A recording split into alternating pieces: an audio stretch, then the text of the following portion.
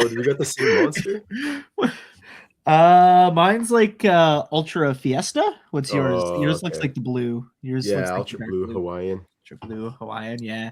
I like the Ultra Blue Hawaiian. This is just what Canadian Wholesale Club had Mm, for large packs. the potion of the day.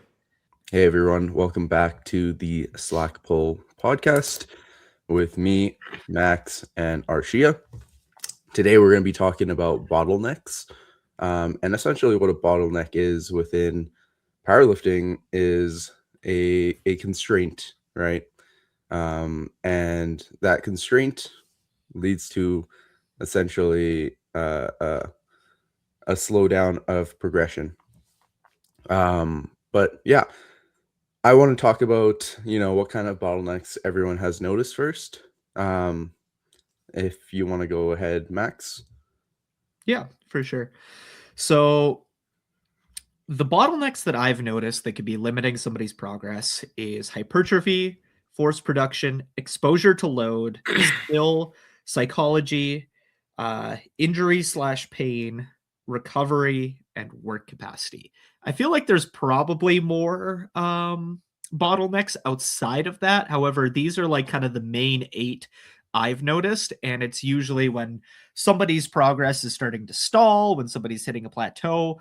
I'm usually kind of looking at it through a lens of like trying to identify what of these 8 things might be the limiting factor and what is kind of the best way to address them. And some can be addressed more in like a short-term manner, whereas others are more long-term, like hypertrophy. You're probably not going to build a shit ton of muscle in like a month block. You need several months to develop and really build that quality muscle mass. And I think it's also worth note that when talking about these, there's generally multiple bottlenecks that are limiting somebody's progress. It's usually never just one at the singular time, and we're usually framing it through a lens of the individual athlete, where they're at in training, and what they need in that given moment. Awesome. Yeah, I think Max covered quite a bit of them there, if not all. But a few that I notice quite often, especially with newer lifters, is something I would call like a training structural bottleneck. So looking at their different microcycles and how that plans out. Um, Usually, I find when I start working with a newer power lifter and or even somebody that's new to the gym, pretty much anything is going to work. Like we're looking for that effective dose that's going to make them gains and get them to progress. But after a while, that stops, and that's when we need to start looking at switching a few things around. So that's what I would call a structural bottleneck, and that's how their week is structured. And then the other thing would be a technical bottleneck, and somebody comes to you new, they're making progress, and it's kind of like, if it's not broke, don't fix it. If they're hitting PBs, it's going well, we just leave it as is. But if you make a new technique cue, that technique cue can have a higher ceiling and therefore produce better gains and the lifts to go up more. That's when we would start making technical changes and things like that. And I'm sure we'll talk on how to identify those. And the other one, again, is hypertrophy. Sometimes you just need more muscle mass to move the load. Sometimes it's just too heavy. We're not strong enough yet. And externals. I think externals is a big one. A lot of times when we get deep into the prep and people are training like how they were, let's say, when their life is super busy and things like that. And of course that happens, and that no one's really to blame for that. Like life happens and we got to let it play out. But the external bottleneck is like when we're training really heavy, we need to lock in and make sure diet's on point. We're giving ourselves enough time in the gym. We're not rushing these bigger lifts and treating the sport more like an athlete. And yeah, those are the big 4 that I usually come across with my athletes. Yeah, absolutely. For me, I think everyone touched upon it. I think the big ones are hypertrophy, work capacity, technique and skill, and then that neural adaptation or force production, right? And of course that recovery and externals, right? Those matter as well. Another thing that I also really like to look at for a bottleneck is actually the mental. And I think it's something that definitely impacts a lot of lifters, right? And it is something that needs to be addressed as well, right? If we're not putting in the effort, if we're not locking in, quote unquote, um we're not going to be making the best out of the program. And technique isn't always going to be or sorry, not technique, sorry, progression isn't always going to be made as a result, right? But going off of that, I want to start going right into it with how we identify and how we address bottlenecks. So I think we can start off with something like hypertrophy. Max, what is your kind of system for that and ideologies? Yeah, sorry, can we back up just a second and kind of go Yeah. back to like what a bottleneck is? I think there's some important context to this conversation that kind of goes as we're identifying and as we're kind of like talking about like how we're addressing these things. Yeah. Yeah. Is at any given time, like I mentioned, somebody has like several kind of bottlenecks, and an analogy that was used in Zach Robinson's video on Powerlifting Now that I really, really liked is like a dartboard. So when we think about bottlenecks, it's like thinking about all of the different things we can do to make progress. And Mhm. in any given lifter, I feel like for somebody to make progress, there is probably a lot of different ways they can do it. So if a lifter comes to me and a lifter comes to CJ, if we clone that lifter and we both coach it, they could both be making equal amounts of progress, even though the programs we're giving them could look like complete opposites. And when we think about the dartboard, we think about it as like you can score points by hitting the outer rings, you can score more points by hitting the inner rings, and you score the most points by hitting the bullseye. I think this is important to think about in this context of like we're generally trying to hit the bullseye. We're trying to make the most progress possible, and we're throwing darts at the dartboard to see what happens, and we're getting data from that to help us identify. And this kind of goes back into what you're asking of how we're identifying the bottlenecks. We're getting data from the feedback of the program to help us identify what the bottlenecks are and how we get closer to the bullseye from a coaching standpoint. Now, what's important to think about in this context is this kind of where recovery comes in is the less somebody takes care of their externals, the smaller the dartboard gets, the smaller the amount of things they can do and make progress becomes. And sometimes the bullseye can even disappear. It can be impossible to make that progress. And then also on that standpoint, I think when we talk about like a lifter's training age and like a lifter's kind of experience level, like a lifter that has been training for 10 years is probably going to have a much smaller dartboard than the lifter that's just started. The lifter that's just started can do almost anything and make progress because they have so many bottlenecks. And as a lifter gets more and more experience, the dartboard gets smaller and smaller and smaller because they are addressing more of those bottlenecks and kind of getting back into it. So back to your point of addressing the bottleneck of hypertrophy, when I'm looking to see if a lifter has a bottleneck of hypertrophy, it's generally kind of a visual test because if we want to see if a lifter needs more muscle mass, we look at them and we see how much muscle mass they have. However, I feel like hypertrophy is kind of that golden one of like, there's almost never enough. Like you could argue like some of like the like world's level lifters maybe have so much muscle on their frame that the only way for them to build more muscle is to go up into another weight class. So you could say that those lifters maybe don't have a bottleneck of hypertrophy, which is important because I feel like if you're not in that category, you have a bottleneck of hypertrophy. Everybody has a bottleneck of hypertrophy Everybody needs more muscle mass, and it is one of the lowest hanging fruit for continuing to make progress long term as a lifter. So it's almost easier to identify who doesn't have a bottleneck of hypertrophy than who does, because it's basically kind of the all-encompassing one of basically everybody needs hypertrophy. Now, with that said, whether you're actually going to address hypertrophy more aggressively or less aggressively kind of depends on how many other bottlenecks you're needing to address, depending on where you're at in a given period of training. Like if you're going into a competition, you're 4 weeks out, maybe that accessory stimulus is important for helping you peak and helping you express strength, but you're probably not going to push accessories so hard to the point where you are compromising that. Whereas if you're further away from a competition, if you don't have a competition for 6 months, 8 months, a year, you're probably going to push hypertrophy and accessories more aggressively because there's less cost to it. Yeah, so that's kind of what I look at is like for hypertrophy is like the general kind of eye test as well as just like weight class.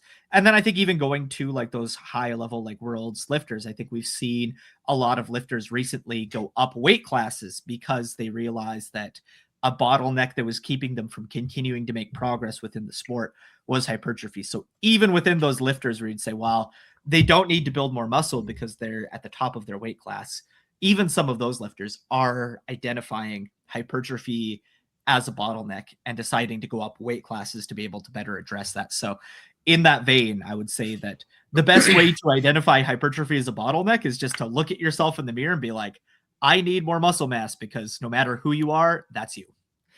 Yeah. Well said.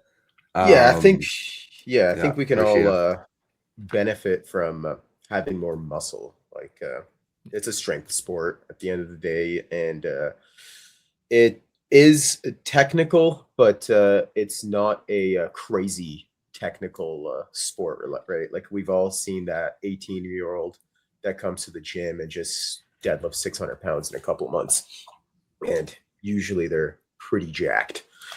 So I think you can get away with a lot if you're jacked, but how we identify that, or how I identify that, is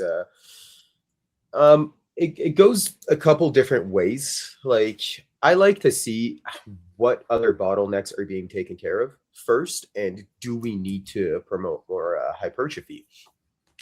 Something like is their primary days actually where it's supposed to be? Are we doing all that we can for them to feel good on this day? And is it just a matter of were they not strong enough, or is the microcycle a little bit wacky that we're not putting them in the best position for them to perform their best on that day? Is it a technical issue? Can we just make a couple tweaks and then we keep going about being more sport specific and hitting PBs? And even if we do need to, the bottleneck, we do identify it and we're like, yes, it is a muscle issue, then we just need to put on more muscle mass. I don't think we necessarily need to go into like a traditional hypertrophy phase, because we know hypertrophy can be promoted through many different rep ranges. But yeah, I like to see if the other more I guess the lower hanging fruits are taken care of, like something like a small technical tweak. Can we do that before we write it off as they're just not jacked enough? Or can we tweak their microcycle a little bit to put them in the best position to feel good on that day, and then continue to make progress in that regard? But if all of those tests are negative, like if they're feeling good on that day, technique is pretty optimized, their force production is good, and things like that, then yeah, like we probably just need to get more jacked. And yeah, that's how I would go about it. Sweet. Yeah, I think that's a really good point, because it's like hypertrophy is like somehow the most important and the least important at the same time, because it's like something you're always trying to address, but at the same time, if things are slowing down, it tends to be one of like the last things you look at. Like if somebody's hitting a plateau, it tends to be the bottleneck that you're probably like the least likely to address, because you're always trying to like slowly chip away at like building muscle mass.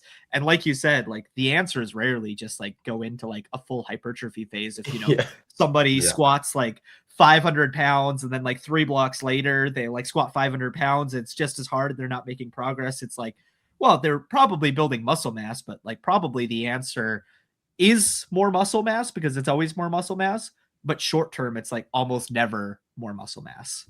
Yeah, and exactly. like we hear it sometimes, lifters like, I want to get more jacked. Like, let's do more hypertrophy. Let's get some 12s in there and things like that. But like, we're promoting That's code for more hypertrophy. bicep curls. Yeah, we're promoting hypertrophy throughout the whole cycles. Yeah. Like hypertrophy is being promoted through 5s, 6s, 4s even. Yeah. And Yeah. And when we talk about to like how we're addressing these bottlenecks, I definitely have some like thoughts on that as well. yeah. Yeah. For me, you know, I think hypertrophy is something that, you know, as you guys said, everyone is probably going to be needing to work on it, and it's continuous, you know, throughout your powerlifting career. Obviously, there is a little bit less emphasis on that when you get into more of an advanced stage, right? Where, you know, weight class starts to be a kind of a determining factor. And I think for a lot of people, you know, majority of people, you should always be, you know, working at this skill or at this idea of building muscle, right? And the way I go about it, you know, when I address it, obviously making sure that we do enough actual workload, not just through the comp lifts, right? But a lot through accessories, right? Making sure that we get adequate stimulus. You know, we're training close enough to failure, right? I believe the study was like 0 to 4 reps in reserve, right? That's like kind of the golden sweet spot, where that muscle building hypertrophy effect is boosted the most, right? So, you know, I'm always kind of trying to push the accessories around that range, right? Obviously, during meet preps and stuff, I will taper them back, unless it is something that is a movement to actually be used as a priming effect, right? For example, getting additional squat volume, right, from something like a belt squat, right? I'm not going to taper that down because that's going to have a bit of a negative impact when it comes to the peak or whatever have you, right? But that's kind of how I address hypertrophy in my lens. You know, everyone should be working at it, and it's something that's constant. And like you were saying, Max, there are most likely other qualities, other bottlenecks that are, I wouldn't say more important, but you know, more to blame for why we might not be making progress, right? And hypertrophy is more or less something as left as a last for, you know, what we look at, right? But yeah, apart from that, let's move on to another bottleneck here. I think we should go on, you know, these are a little bit different, but technique and skill, I think, can be grouped together quite well. I'll have Arshia start this one off first. Give you a break, Max. Yeah, a technical bottleneck. I would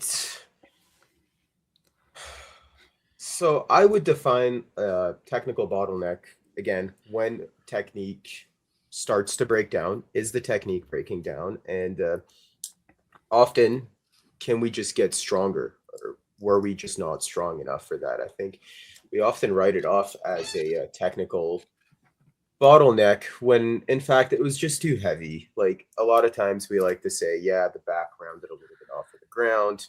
That's why you didn't lock it out. But the back rounded because it was heavy. And we just need to get a little bit stronger at it. I think a better technique and somebody's that has a more optimized technique will have a, higher force production and be more efficient at that movement. So I think that's something important to address. And are they able, like, how are they recovering from this movement?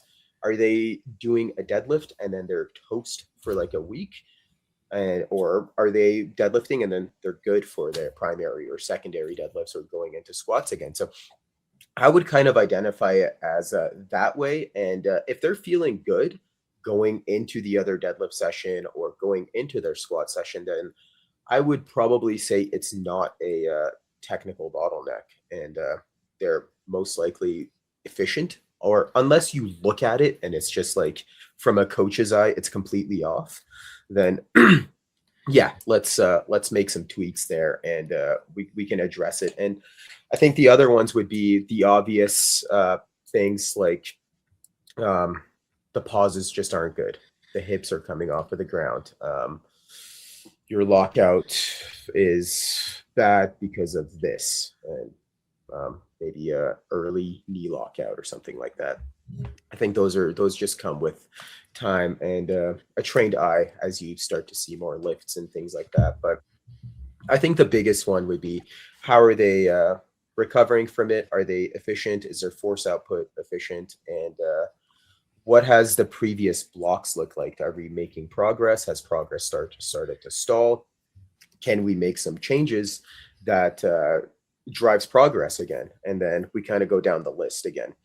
And I think a lot of people are pretty quick to start putting people in a box of this is how technique should look. You should arch when you bench. But a lot of times, technique is very personal. And I think we've all seen those people that just bench flat back with a narrower grip and can bench a shit ton of weight. Who's to say it's wrong? It's working. They're making progress. And I think once it starts to stall, then we can go down the list and see, is it a technical bottleneck? Can we make a few changes and start promoting progressing in their in the weight again? Or yeah, is it hypertrophy? What can we do to make that progression start to happen again? But that's kind of how I would go about a technical bottleneck. I have my own little bit of biases as well of like, and I think every coach does, of how a lift should kind of be done. And I think there's no right or wrong. It's just different ways of going about it or speaking the cue. But yeah, that's how I go about it. Sweet. Next. Yeah. Lots of really, really good points there, Arshia. Absolutely love it. So, man, we could probably spend like a whole 2 hours just on technique. So I'm trying not to get like super, super ranty here. But I think I can kind of break this one down into like two different categories.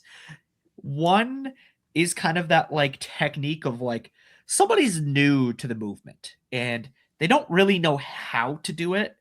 And within doing that, there's a learning process, right? It's like, you see somebody that hasn't really done a bench press before, or they like lose all their tightness and the bar goes like up and down. You can just like tell they're super out of control.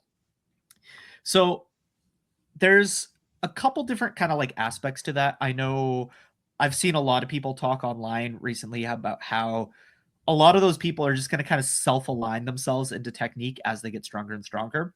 And I think that is very true to a certain degree, but I do think there's a certain bias of when you've been lifting for a really long time, you've kind of like tried a bunch of different things and you've gone through, if you started lifting 10 years ago, you've gone through this era of like, lift this way, lift this way, lift this way.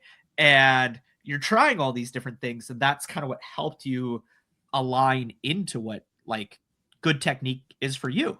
And I agree with Arshia 100% that good technique can look very different for everybody. And I don't think that there's this like one perfect technique that everybody's lift needs to look at this. I think there's certain markers you're looking for that I won't dive too deep into, because like I said, that's a whole topic of itself, but you're looking for certain markers and you are making these changes to technique to try to get people to get toward closer to those markers. And I feel like from a coaching standpoint, one of the most positive things we can do from a technique side, especially with like newer lifters that have not been lifting that long and have not figured out what good technique is for them, is to just try a lot of new things.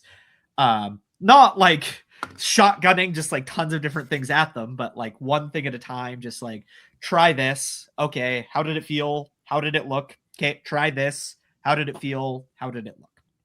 So to me, that kind of breaks down skill and technique from like a newer lifter has not developed good form for them standpoint. Now, I think there's a separate standpoint to this that kind of aligns with a lifter that has been lifting for a long time. They do have a form and technique that feels and looks good for them and kind of checks all the markers. But skill can still be a bottleneck that is limiting progress for these lifters. And I'll kind of use myself as a little bit of an example here. A typical split that I would do for squats used to be Monday and Saturday. So Saturday would be my primary day. Monday would be my secondary day. And every time I got to Saturday, it would feel like I almost had like movement amnesia. The movement didn't feel bad. It just didn't feel like super smooth. It took like a lot of like thinking and effort into getting the movement to feel really good and perform really good.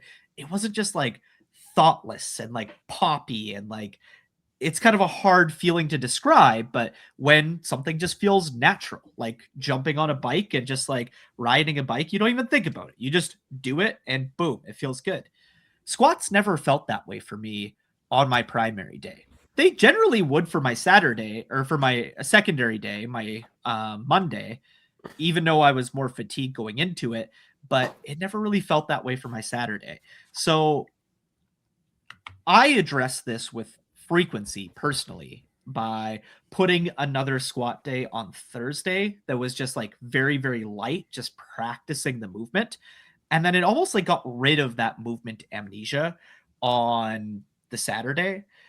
And I don't think that you necessarily have to address this with frequency, but I would say kind of the main ways that you can address this kind of like feeling of like lack of skilled preparedness for somebody that doesn't necessarily have like technique problems is frequency or timing. Maybe you don't have to add in a third squat day.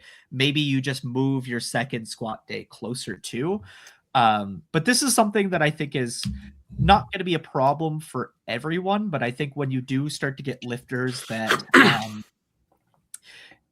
get into this period where they are stalling on progress, they are hitting plateaus, and you start to ask questions. Sometimes if you ask the right questions, you can kind of dig and you can kind of find this and you can kind of identify this as a bottleneck and look at different ways of addressing it. So those are kind of the two different ways I look at like skill / technique and kind of the ways that I address the second, I guess both of them. So I think you made a really good point there, actually, of not doing too much also. And I think that's a really big takeaway for a lot of people, especially for when you get a new client. You don't need to bombard them with a whole bunch of new technical cues, because oftentimes that's going to confuse them and it's not going to get the pattern to stick anyways.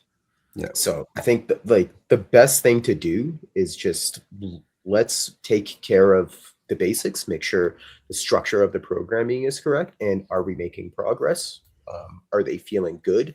Let's keep monitoring that person and see how they're feeling. And an example I would use for this would be one of my former clients was Michael Coe, and I think CJ's knows him as well. Like when we first started training together, everybody was like, "Oh, fix his bench. He doesn't arch at all." He's grabs really close, but we just kept going with it, and his technique is unique to him in a powerlifting world where that's not how you would traditionally bench press, and he ended up bench pressing the national record. So who's to say it's wrong?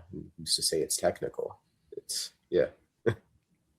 Yeah, shout out Michael. Yeah. Yeah. Yeah. I've had a really similar experience with my bench press too, where I spent like years and years and years trying to like get myself to arch more, and my spine just won't do it. But then I see lifters like Dominique Fuqua that just has like a super flat back, close grip bench and benches like a ton of weight despite Yeah. having like fairly long arms. Obviously, a lot more muscle on Dominique than there is on me. But I think there's kind of been like an acceptance thing there of like not trying to fight what my body naturally gives me Yeah. and trying to like lean a little bit more into it, which Yeah. I think can be a part of like technique as well. Of like some people do see a certain lifter that they look up to and they're like, oh, I need to lift like that. When in reality, part of what technique is trying different things, seeing how it feels, and lifting or leaning into what allows you to lift the most weight. Yeah, it's unique to you, your technique. Yeah, absolutely. Beautiful points for me. I guess technique, once again, like you guys were saying, it's individual. For me, like technical bottleneck in my eyes is, failure to actually complete the movement, right? And like immediately I think of some of my clients, with the scoopier hip type when they deadlift, and they literally cannot lock anything out above like 90% or near that 100% mark, right? And to me, that's like a huge technical fault, right? And that's where I would start to address things through cueing, and if needed, I would go through some more movement constraints to kind of teach them how to actually move in the deadlift or whatever it may be.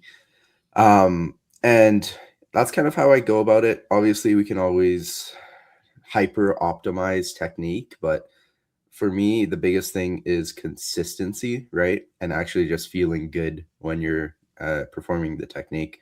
And that's kind of how I identify it. And obviously I'll try to optimize things not too fast, especially with newer lifters. I like to throw one thing at them and give them like couple weeks, maybe even a block, right? Until it becomes like muscle memory. And then I might give them another thing to work on. And that just slowly builds their technique over time, to their personal body, right? And for skill, I think I resonate really well with your point, Max, of not feeling as fluid, or I like to say automatic, which I got off of David Sheldon, if you know him from Statcast. D Shell. I really like that term, automatic. It works really well for me in terms of a conceptualization. And I like to use that with some clients, right, who are in that later stage where progress is harder, right? And then we start to need to actually pay attention to a bit more of the qualitative things regarding training, like, how does the movement fluidity feel? Do you feel automatic? Do you feel like you're thinking too much during the actual lift in order to maintain your technique or whatever it may be? Or things like, how the bar feels on your back, all that sort of thing, right? And when I kind of address that bottleneck, I usually find that it's either a issue of exposure timing, right? Like you were saying, Max. Sometimes also volume, in terms of not doing enough on the secondary day to the point where we essentially hit that initial stimulus on that secondary day, and we get that initial decrease in performance as we get into the recovery phase, and then we hit that adaptation, and sometimes we actually will super compensate, right? And we miss that super compensation in the SRA curve, and then technique feels worse, right?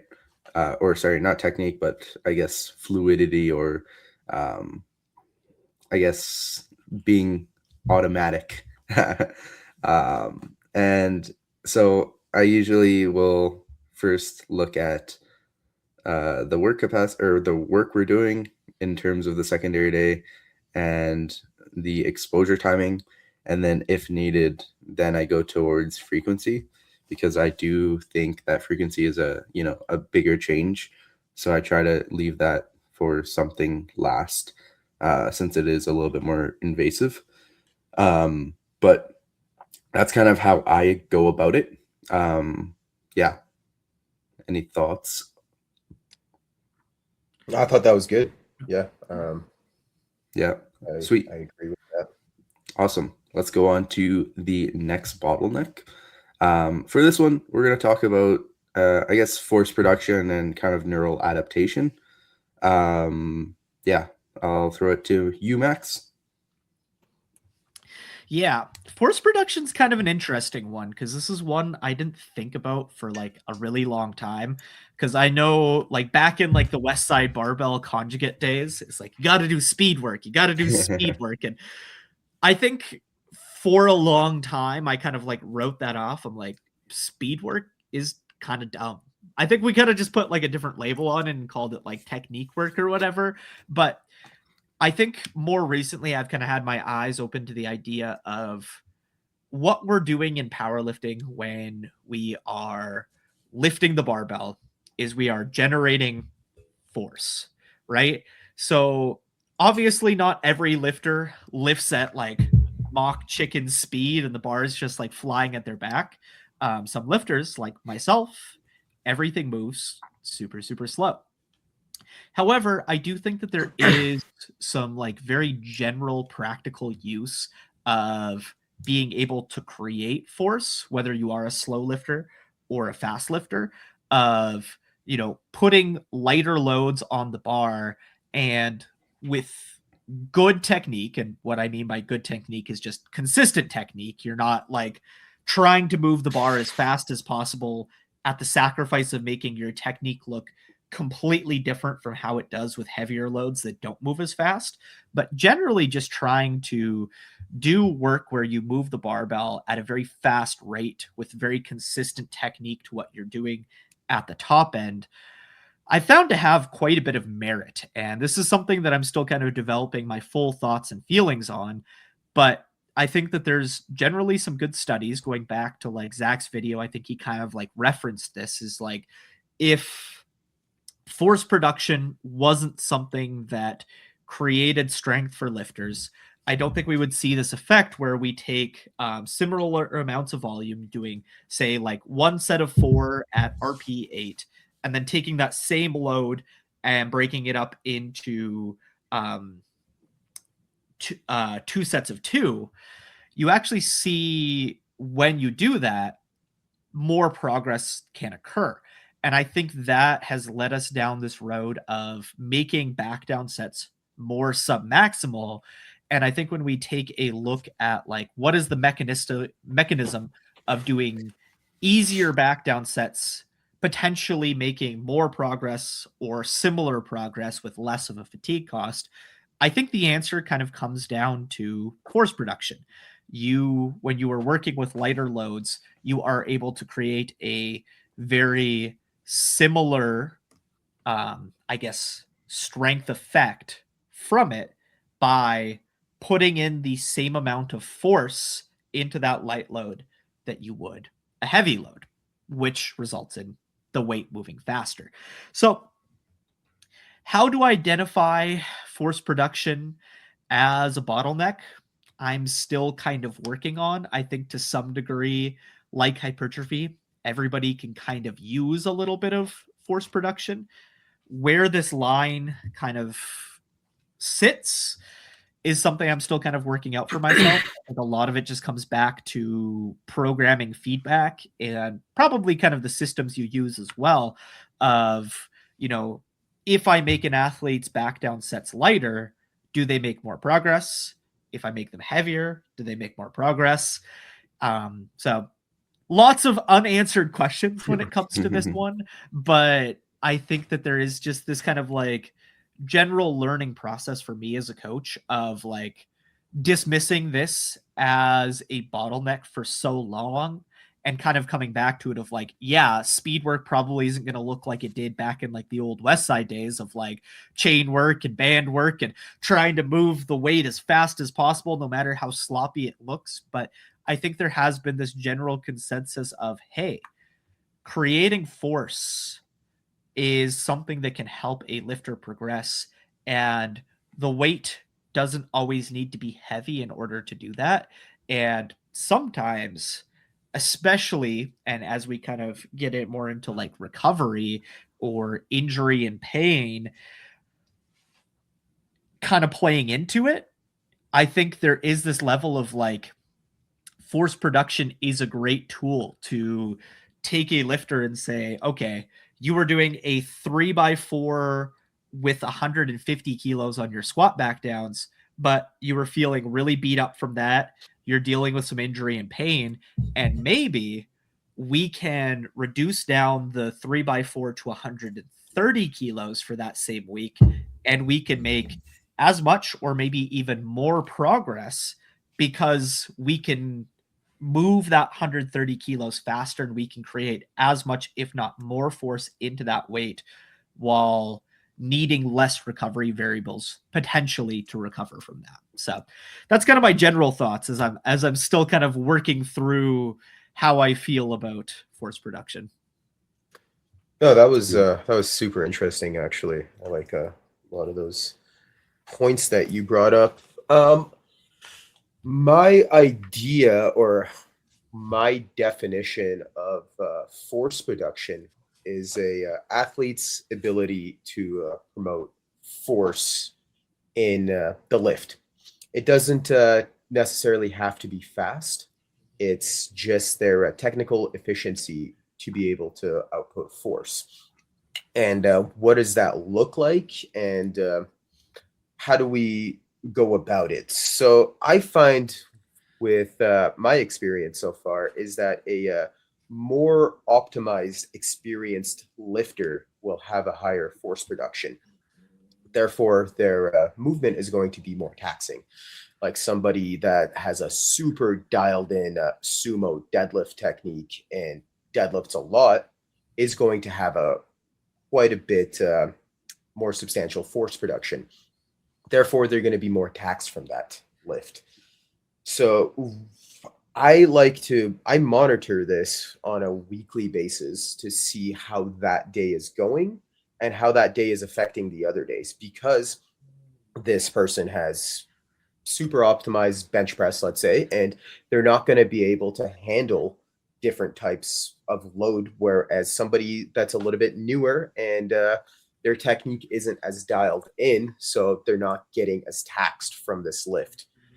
And I think the best way to go about that is just constant monitoring of that person. And I'm pretty hands-on with my athletes in terms of check-ins and things like that. So I think this is something that almost figures itself out when you start checking in with that person constantly and noticing some of those patterns. Like, are they so good at deadlifting that the secondary is just toasting the primary? And if so, we need to drop some load. We need to pull back a little bit to get into that sweet spot to where they're feeling good for that, or we need to start switching some days around. But yeah, I think that's the way I like to look at it, is like the absolute load and how optimized they are in their movement and how they're moving.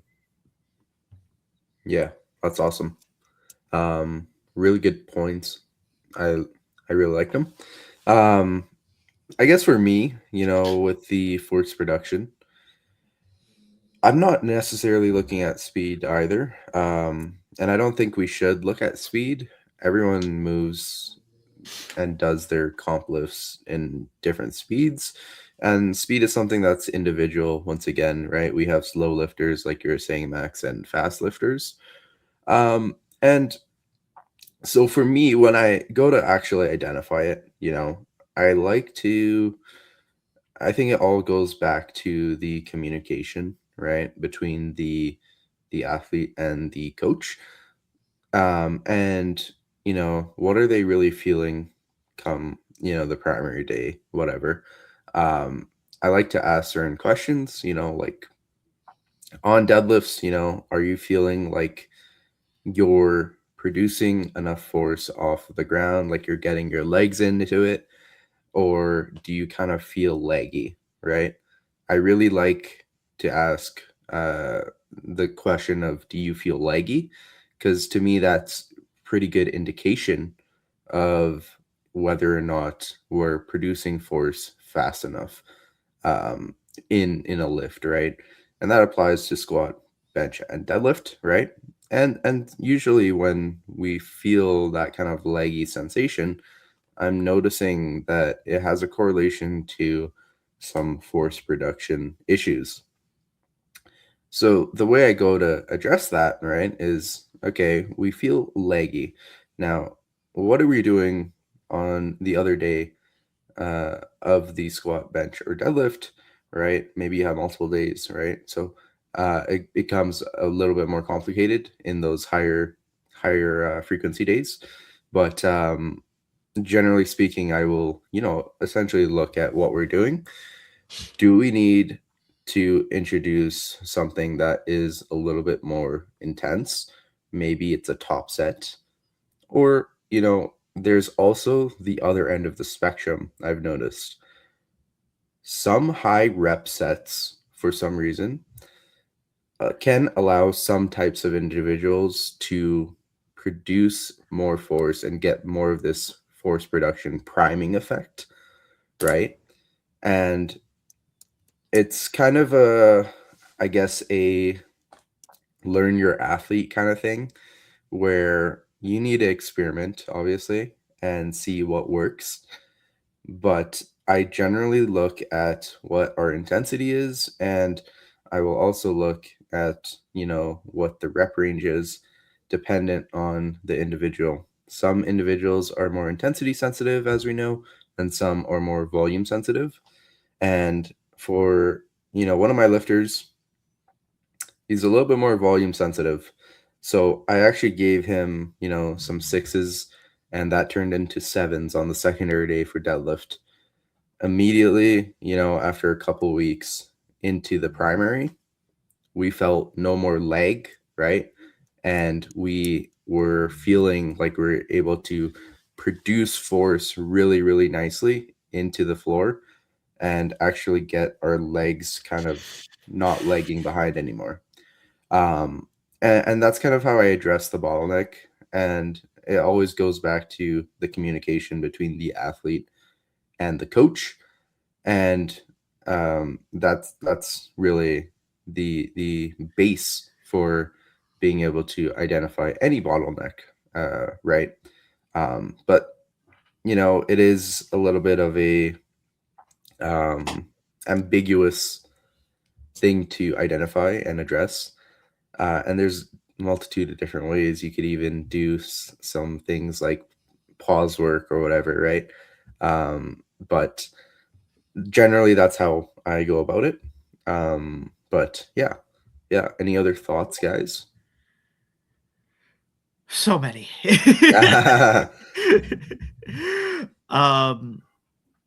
So as you were kind of talking there, I thought of like a different bottleneck that I do address on a basis that I didn't really feel like fit into any of the categories I said at the start of volume sensitivity. And this is Right. kind of I would classify this as something different than force production, because when I am thinking of force production, I am almost thinking of this like velocity type thing, right? I don't track velocity, I'm not tracking speed, but there's this idea of taking a light load and moving it fast and producing force and Yeah. that creating some kind of stimulus for work.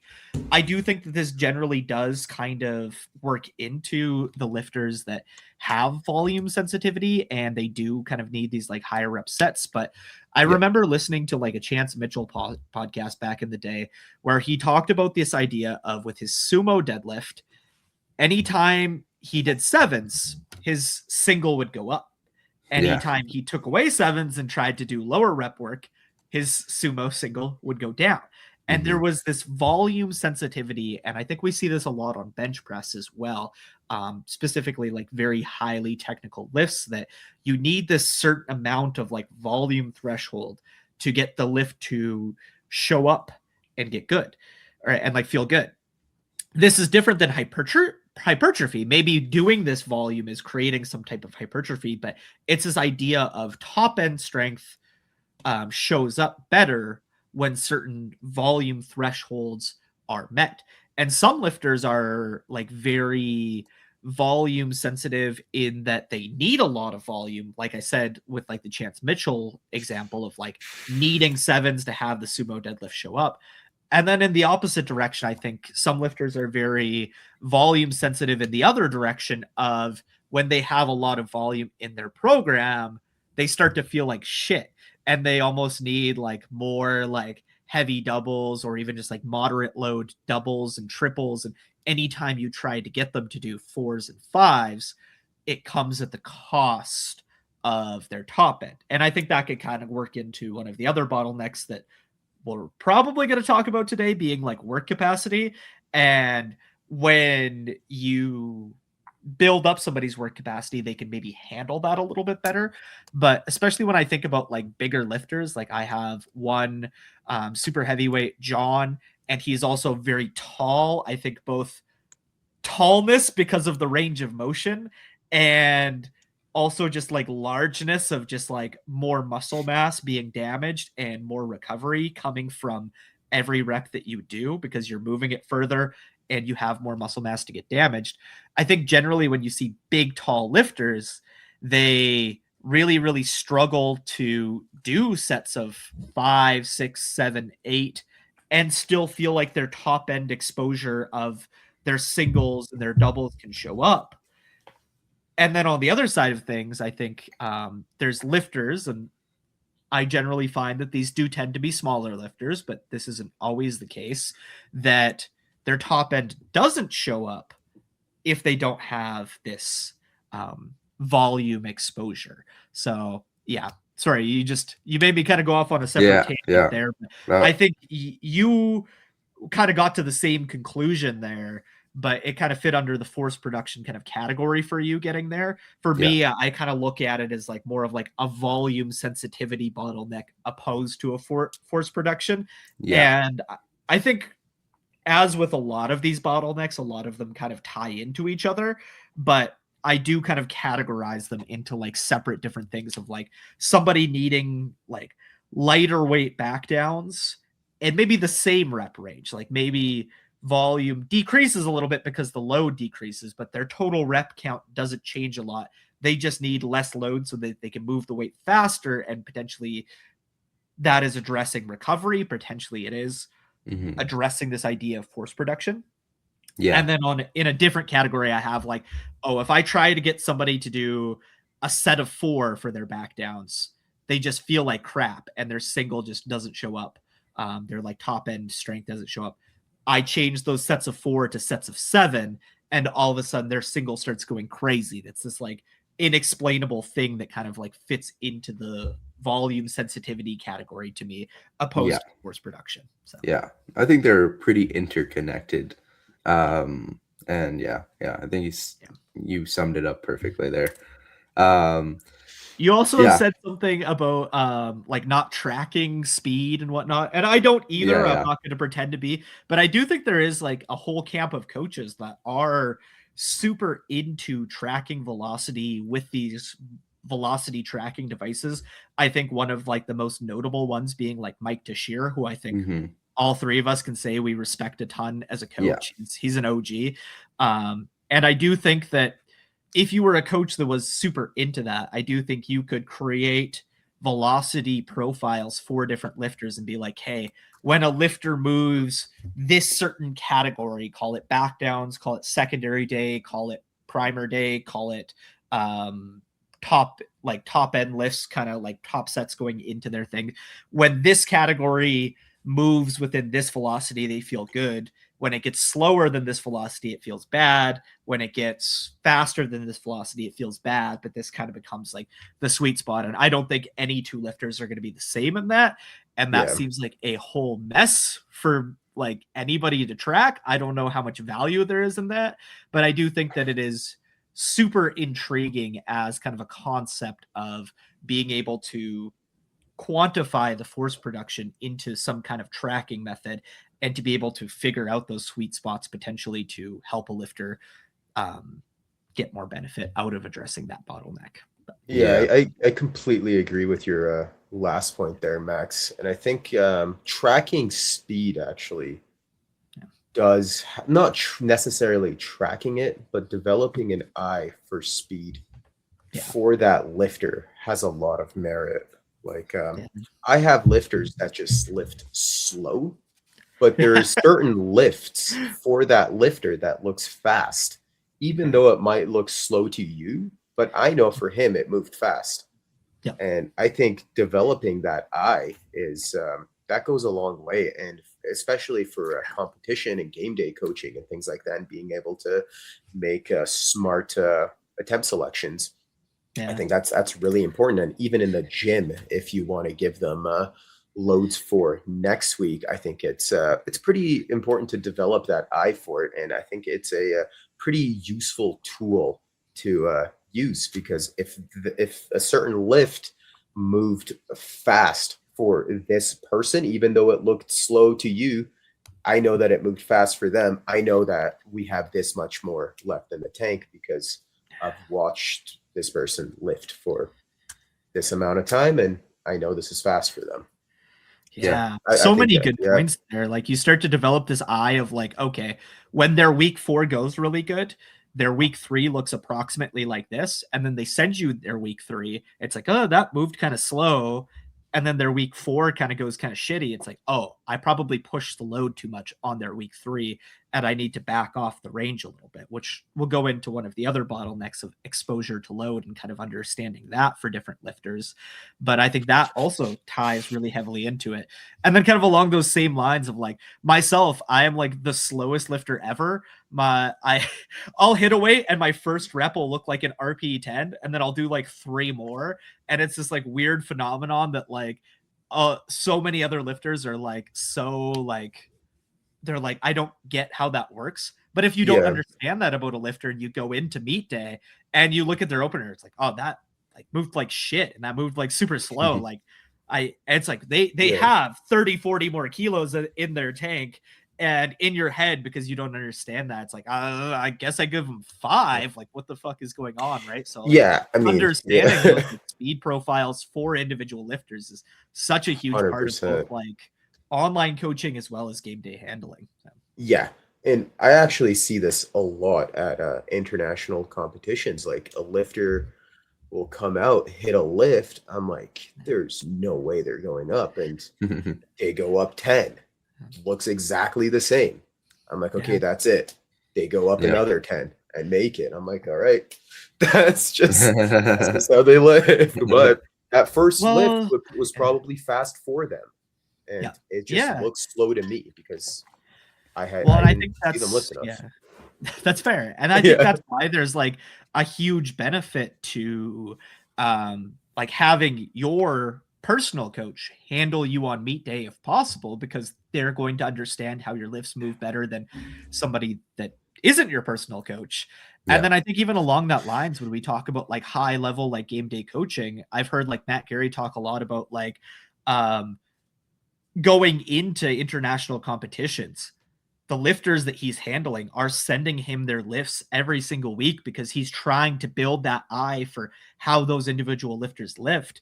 And then I think there's even a step further of, I think really good like international game day coaches are also looking at all of the competitors that their lifters are going against and how they lift, and trying to get an eye for, okay, their opener moves at this speed.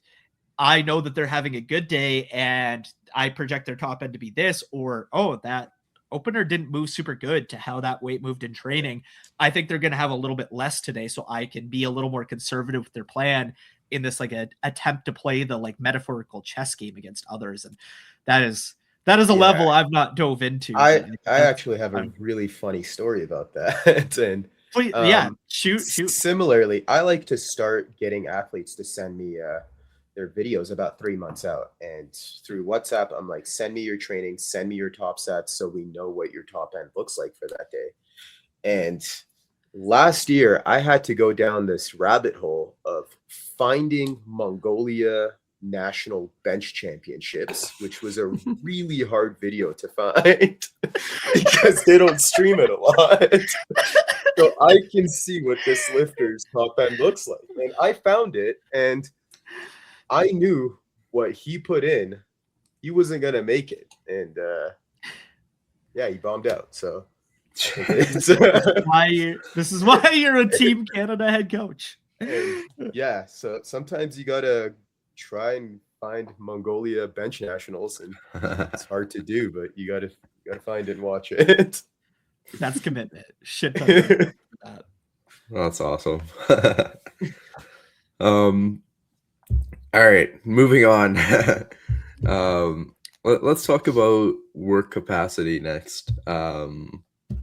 Arshia. Okay, work capacity.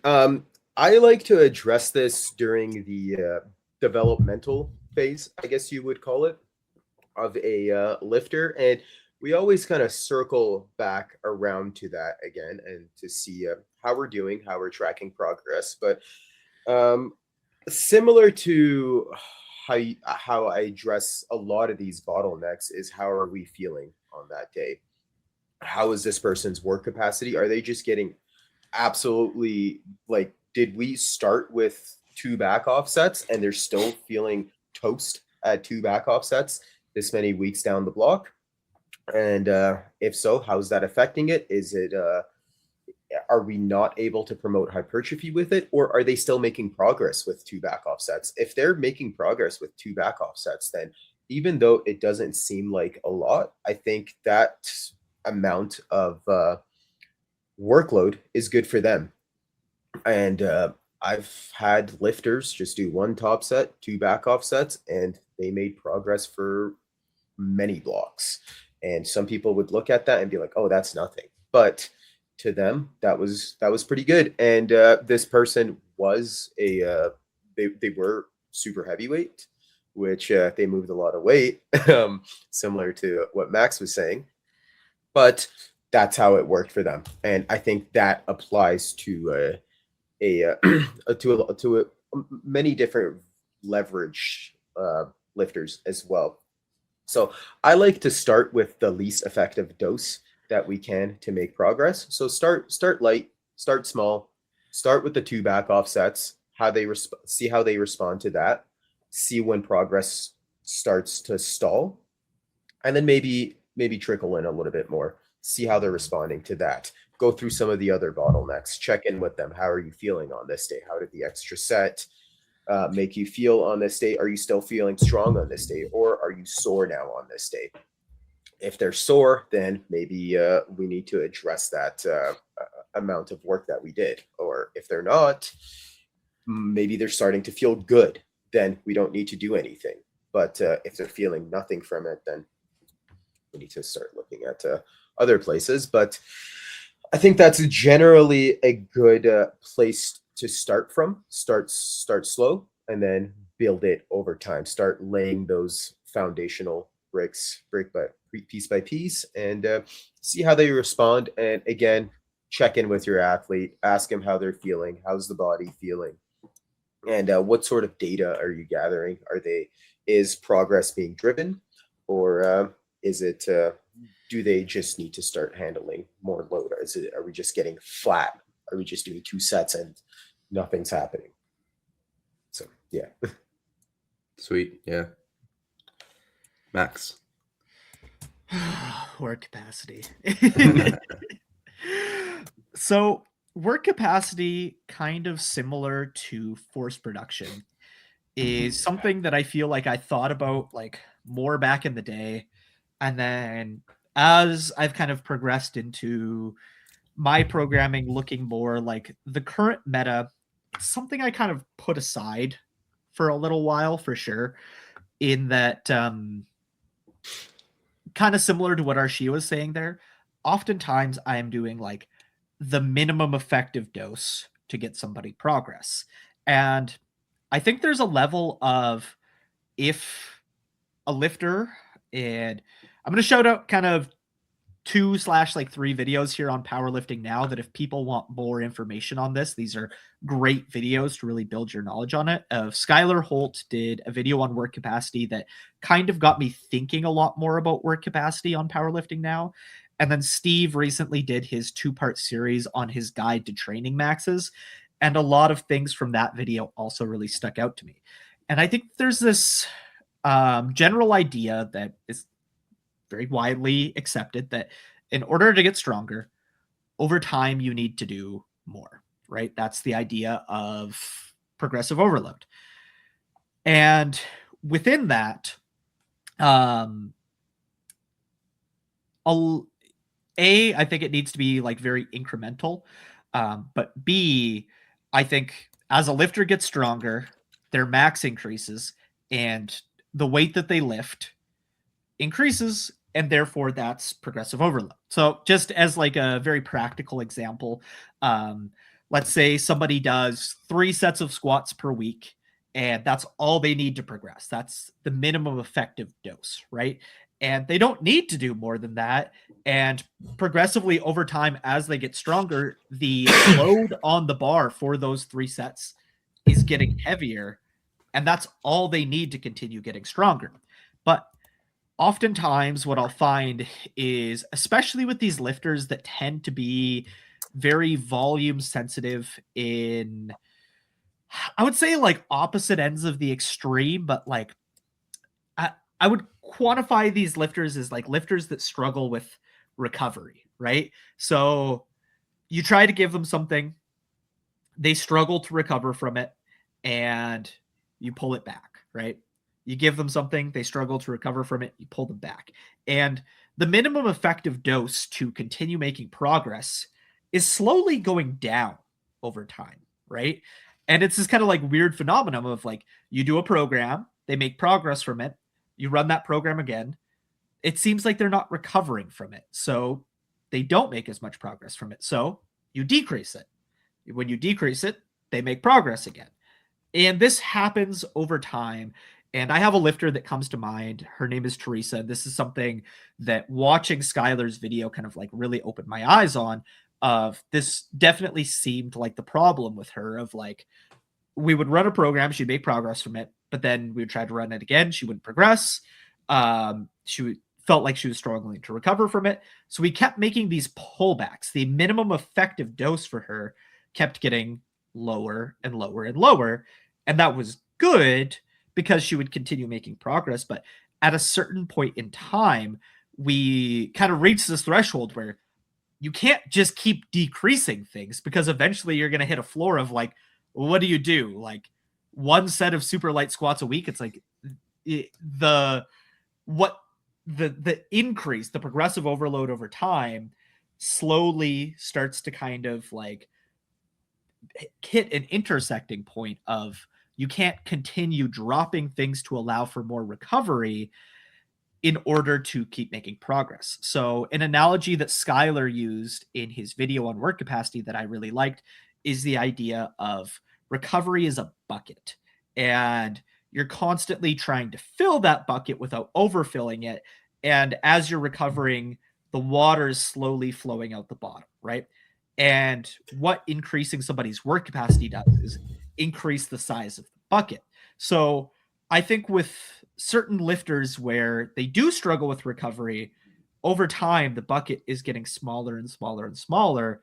And when I identify that the bucket has now gotten too small, where they are struggling to make progress, that is where I identify a lifter as having a bottleneck of work capacity and needing to take time away, where their top end is likely going to suffer a little bit, but we are going to purposefully do that to increase their work capacity and increase the size of the bucket so we can start that process over again.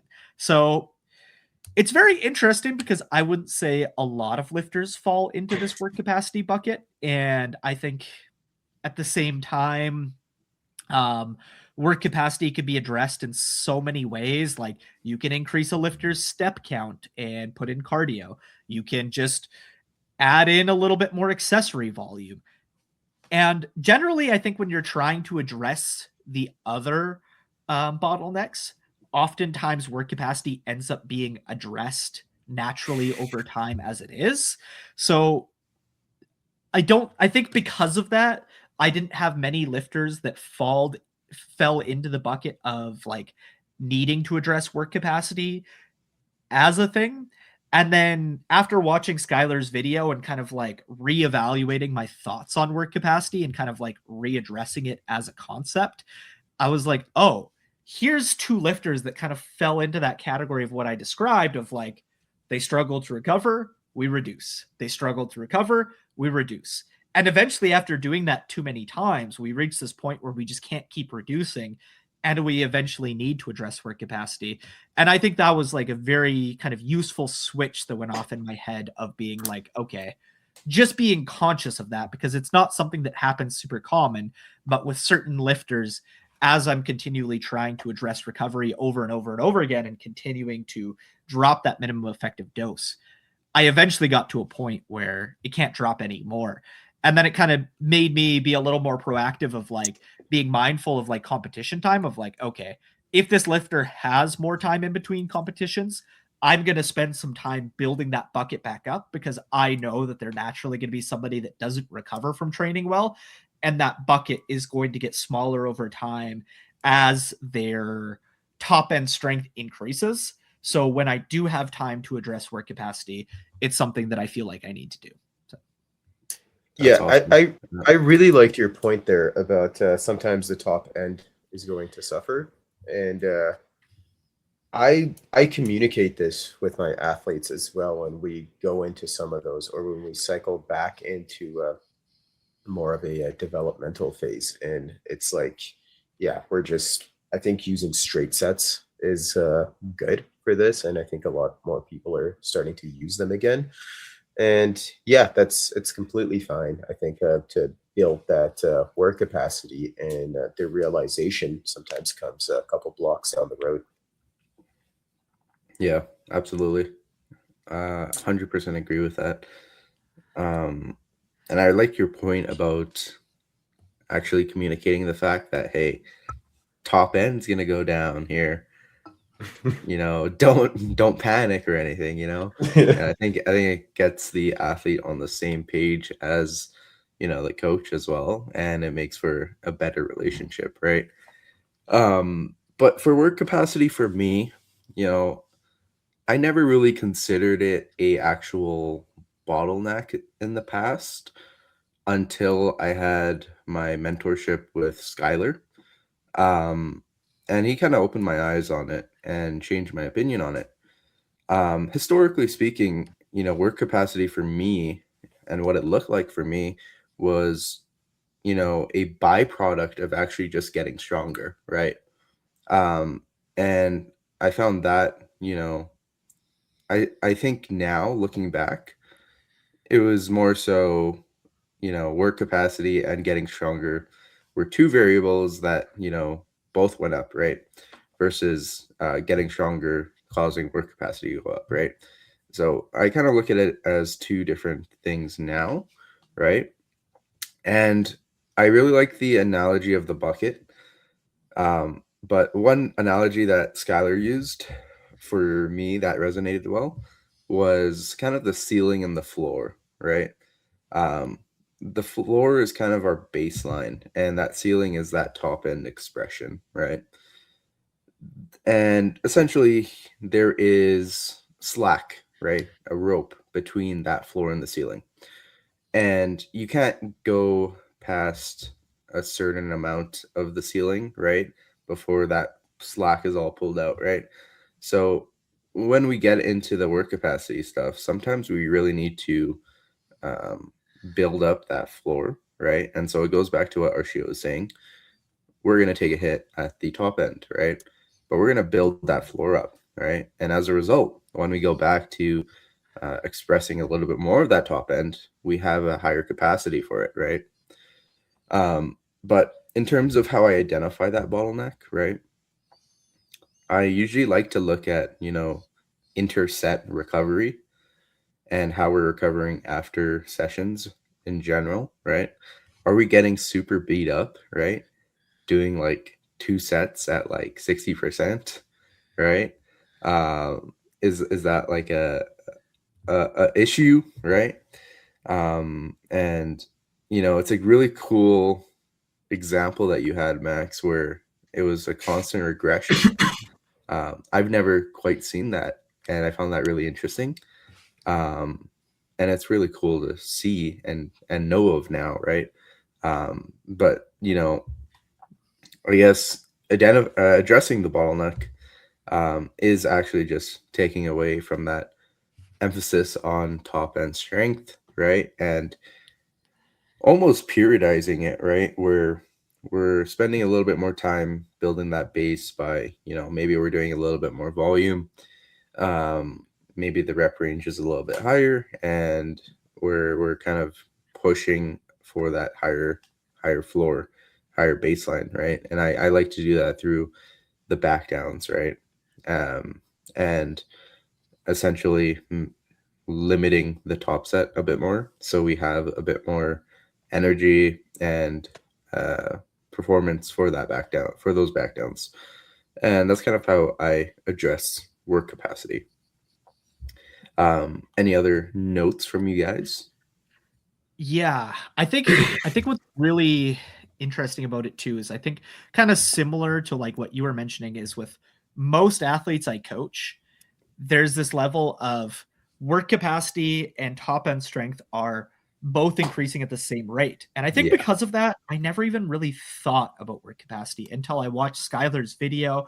And the way he described it is what made me kind of identify these athletes. And there's two that come to mind where I'm like, oh yeah, their work capacity is like really low. And it's kind of like just result in this kind of like training effect, this coaching effect of like, you talk to a lifter, they're not making progress. You're like, hey, what's going on? How are you feeling? And they're just like, I feel like super beat up from training. I'm just like destroyed. I'm not recovering well, etc. So you're like, okay, well, if you're not recovering from the workload I'm going to give you, I'm going to drop it a little bit. So you drop it a little bit, and then they start making progress again. But this chain kind of continues. And as you continually drop workload in order to allow them to recover from training more so that their top end starts to go up, unlike the like 90% of lifters where the two things kind of go up together, they go kind of in opposite directions until the workload gets so low that you can no longer make progress anymore. So the two lifters that come to mind that fit into this bucket are lifters where I'm like, okay, I need to take time away from the top end stuff to specifically address work capacity. Whereas the other 90% of lifters on my roster, they are just addressed congruently, and I never even have to like think of work capacity with them. So yeah, absolutely. Very, very interesting cases. Yeah. Next bottleneck here, I think we'll go into something that I think is really interesting, and something I never really considered previously as a bottleneck, but the mental and your mentality as a bottleneck. Yeah, Max.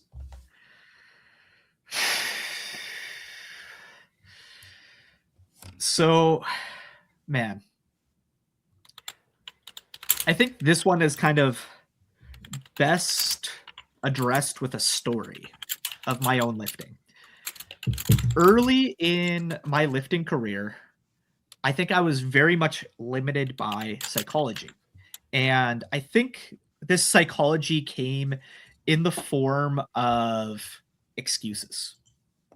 So, as a young, spry lifter, I would see lifters that are lifting these like crazy weights. Like at the time, maybe I was squatting like 400 pounds and I would see lifters squatting like 600 pounds. I was like, oh, they're either A, cheating and doing steroids, or B, they just have like so much better genetics than me that I can never do that. And that wasn't true. The fact is I was putting self-limitations on myself in the form of excuses. I was creating these things. Now, genetics is totally a real thing. There are people that probably have better genetics, but until you actually put the effort in, you don't know what your genetics are. And there are lifters that get caught cheating, but at the high level, a lot of these lifters are like out of meat tested. And the reality of it is like they're not cheating. And me using that excuse was just cope for my own security that I couldn't reach those levels. Now, maybe I never will reach those levels. Some of the weights these 83 kg lifters be lifting these days be crazy. But at the same point in time, by putting those limitations on myself, my progress suffered. And when mentally I kind of came to this idea of like, hey, I don't know what I'm capable of until I put in all of the effort I possibly can, until I address all of the bottlenecks, until I go all in, or as all in as I possibly can. I think we all kind of lead different lifestyles, and like I definitely know that like my progress isn't what it once used to be, kind of preparing for a wedding and having just like a lot more life stress. And me and Arshia were kind of talking about before getting on the podcast, like meat directing just absolutely destroyed me recently. So there's other factors kind of going into it too, but I think there's this reality of like when you don't believe in yourself, that is going to be a limiter of progress. And when you do wholeheartedly believe in yourself and say, fuck it, I don't know what I'm capable of, but I'm just going to put in as much effort as possible and see what I'm capable of, you start to make better progress. So I think there's a lot of different psychological factors that can also be like wrapped up into this, but that's kind of the mentality one. I think there's also like levels of like being a neurotic lifter versus not being a neurotic lifter kind of fitting into like the psychology level of things. And I think there's like a level of like, if you're going into a PR and you're going into it with like fear instead of confidence, that is going to be a limiter. And there's a lot of psychological limiters that go into how much progress a lifter makes. I think even just from like the coaching side of things, there's like a level of like athlete enjoyment. A lifter who's enjoying their program is going to make more progress than a lifter that isn't enjoying their program. So we can talk about like the X's and O's of like what's optimal all day. But if the lifter enjoys their program more because you put in more bicep curls, it's like, is bicep curls really probably growing your lifts that much? No. But the fact that it's making that lifter enjoy their program more is probably leading to more progress than if those weren't in there. So enjoyment is like a completely valid reason to put different things into the programming, simply because psychology is a bottleneck, and addressing the psychology of the lifter, getting more buy-in, getting more enjoyment, getting a lifter to have more confidence, getting a lifter to be less neurotic, all go into a lifter making more progress over time. And I've definitely like seen that myself as a lifter, coming from like when I started 8 years ago, having very little self-belief and really kind of masking that under the guise of excuses, and then kind of growing into a lifter of being more confident in myself and kind of having like a more nonchalant, like fuck it attitude of like, I don't know what I'm capable of, but I'm just going to put in as much effort as possible and see. And when I started doing that, it's like within like no time, my squat blew up to like now, like currently sitting at like 600 pounds. And that's like back, 5-6 years ago when I was kind of like newer into powerlifting. That's not something I would have thought I was capable of. That's not a weight I ever thought I would have on my back. So even though it's bitch weight compared to what like a lot of lifters are doing these days, but for me, it's like a big mental thing of like something I never thought I would be capable of, I'm now doing, and now I believe I'm capable of even more. Yeah, absolutely. That's awesome. Great way to answer the question. Yeah, Archia. Yeah, I think that was really good, and it made me reflect a little bit on my own lifting as well, actually. And I think mentality and your mindset is huge, and it might play even the biggest role in your whole lifting journey. From believing in the program, believing in yourself, putting your best foot forward, and I think even as a coach, your mentality needs to be a certain way to promote progress and to shift that lifter's mentality of themselves as well. And what your example made me think about was when I actually started training. Was I was training with just a guy at our gym decided to write programs for me and things like that, and we were talking about different types of lifts and things like that, and we just kind of got the chatting, and we were like, yeah, this person lifts a lot, that's really good, and maybe they'll lift this much in however many blocks. And then we were talking about my lifts, and he was like, yeah, for people like me and you, that's really good. I'm like, wait a minute, what do you what the fuck do you mean, people like me and you? Like, I want to lift more than that. And like, I think that's I and he was so quick to sort of put me in this box of me accepting the fact that my lifts aren't going to progress as much, or um to be happy with where I'm at. And I think the best pairing you can have is a lifter that wants to be good, a lifter that wants to be great, and a coach that expects greatness and promotes that mentality. And I think as a coach, this sorry, and yeah, I think as a coach, it's really important to have this mentality as well, not just for a lifter, but as as a coach, you need to promote that environment and be able to. Um, sorry, I lost track of thought. You're good. I was just gonna say, Yeah, like, I agree with that, like, yeah, very wholeheartedly. And I think I came from like a similar experience of like having a coach that like really sorry, Arshia. it's I had a okay. coach that like almost like looked down on me in a way Yeah, of like he would constantly say things like you can't do that, yeah, or like, oh, this other lifter is going to surpass you in like no time that's in like the same weight class or whatever. And like yeah, as yeah, it's so hard because like there is times to be like brutally honest with your athletes, like especially when it comes to like lifestyle stuff. If somebody comes to you and they're like, oh, I want to go from a 120 kilo squat to a 200 kilo squat in the next 6 months, and it's like, bro, like you got a wife and kids, like this, I don't think like I believe in you, but like let's yeah, maybe like reevaluate your goals a little bit. Let's be realistic. So it could be hard balancing like being realistic with your athletes with like kind of yeah, promoting dreaming and promoting being ambitious, right? But as a coach, I always try to be my lifters' biggest supporters. I have like exactly. the utmost belief in them. And I think a lot of times a lifter will be like, oh, like I think I would be capable of this block. I'm like, I actually think you're capable of more. And Yeah, also here's the data to suggest like backing up that I think you're capable of more. And yeah, I think there's a level of like data never lies. So sometimes that can be the great equalizer of like when to slow an athlete down, when to ramp them up and kind of hype them up. But I think especially in a lifter's journey, a lot of lifters are going to go through like a lot of adversity.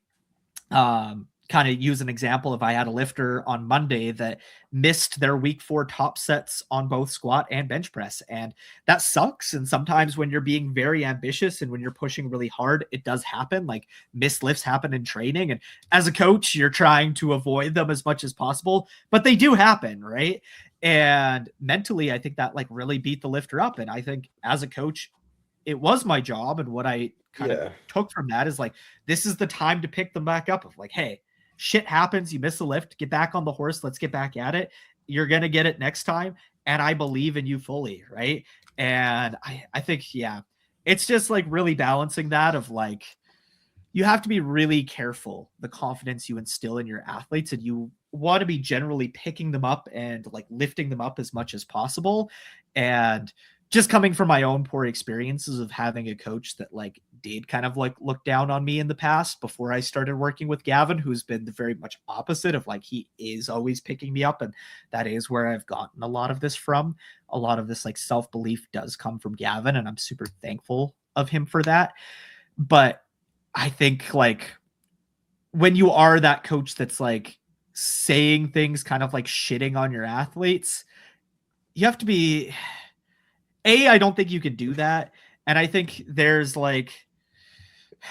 offhanded comments, and it's like those are never good. And then there's like realistic conversations that are somewhere else. And I think you just have to be like very careful about how you handle those, and make sure that it's communicated to your athlete of like coming from a place of caring, of like, hey, I believe you're capable of making progress, but you're also neglecting your wife and kids, spending like 6 hours at the gym. I think maybe it's okay to put less expectations of progress on yourself to be able to put areas of focus into other life. And that's not necessarily coming across of like, I don't believe in you, but I care about you. And I understand that powerlifting isn't the be all end all for everyone. And obviously what the lifters communicated to you, like a lifter that's like communicated that they're working with you to do powerlifting for fun, is different than a lifter that that is wanting to be a world champion, want to go to the highest level. So Yeah, absolutely. And I think again, it goes back to meeting the athlete where they're at, right? And so always about that communication and understanding their goals, right? Yeah. But for me, I guess for the mental side, it's historically been my greatest weakness. I've always been pretty neurotic with lifting, but I've learned that to be a little bit of a detriment, right? Especially after I got injured, right? My mentality shifted a ton, right? There was a period where I was injured for essentially 2 years, right? And my mentality was super, super self-limiting. And so what that ended up doing, right, regarding my training was I put these self-limitations on myself. And, these self-limitations have a real impact on your actual performance, right? But for me, I've kind of learned that you need to, no matter what you think or what kind of ideas are in your head, you just need to put your head down and put in as much effort as you can. And you almost owe it to yourself, right? If you're not gonna put as much effort in, right, you're not gonna know what you're capable of, right? And to me, I think the fear or the regret of not trying my hardest and not being able to know what I'm capable of is more hurting than the kind of like the essentially the limitations I put on myself, right? And I think that's a big thing. The best programs out there, for you aren't going to matter if you put that limitation on yourself from the mind, right? That's kind of my takeaways here. And when working with an athlete, if you're a coach or if you're the athlete themselves, right? But when we're working with the athlete, identifying it and addressing it is, again, going back to the communication, getting into the headspace of where the athlete is at, right? Yeah. Mentally, asking them the questions of, what are you what is your mentality essentially? What are you thinking? Are you having any second thoughts or issues with motivation, all of that sort of thing, right? And then as the coach, you are going to be the primary motivator, and you should be supportive, right? But yeah, I think that's about it. Yeah, that's a lot of great points there, honestly, and arguably mentality, in my opinion, is probably the biggest shift that we can make, because that's when I noticed the biggest change was when I started changing that mentality and I left to go train with another coach, and the system was different and the coach expected me to hit these things at a certain time and the communication was different. And I think once you have that pairing with a coach that has a good mentality, that expects the best from you, and you are also in that same mentality, then you have the perfect pairing. So coach that expects greatness and a lifter that wants to be great is often the analogy I like to use. And that pairing is, I think, essential and the best to make progress. And yeah, how we talk to the athlete is probably a huge part of it as well. I think CJ mentioned that, and I think that's really good. And we need to know how to communicate things a certain way, because some athletes might hear something and they're going to take it the wrong way as well. So we need to learn how to communicate with that athlete to promote that mindset and instill that belief within themselves. Yeah, absolutely. Any last thoughts before we end it off? No, other than I think we're gonna have to do a part 2 to get to home. Yeah. Yeah. Well, Arshia, Max, you guys want to do your outro before I close things off? Take it away, Max. Go for it. Yeah, I was gonna say, look forward to talking about part 2 when Arshia doesn't have to run to the dentist. And my dog is freaking out in the back too. I gotta go see what's happening. I don't know if that was. We're like, oh yeah, we can on the we mic can do or this anything. podcast. We can do this podcast in under 2 hours, an hour 48. We're like, yeah, we still got like another hour to go. Yeah. But yeah, start blocking this whole day off. I've been Max, guys. You guys can follow me on Instagram at Max Hall Fitness if you guys want to inquire about coaching or ask any questions in regard to this podcast. And just thank you everybody that's made it this far and listened. Yeah, appreciate you guys sticking around, and as always, all three of us are happy to chat if you want to talk coaching, mentality, technique, anything like that. You can hit me up at RSHADY __ on Instagram, or any one of us on Instagram as well. Yeah. And you can hit me up on Instagram at CJ _THAKURI. Also follow our Instagram at the Slack Pull Podcast. Thank you guys so much for listening. Hope this was insightful and provided some value. And we hope to get more from you. Or sorry, I messed that up. That's okay. we hope to. We'll cut it back. We hope to.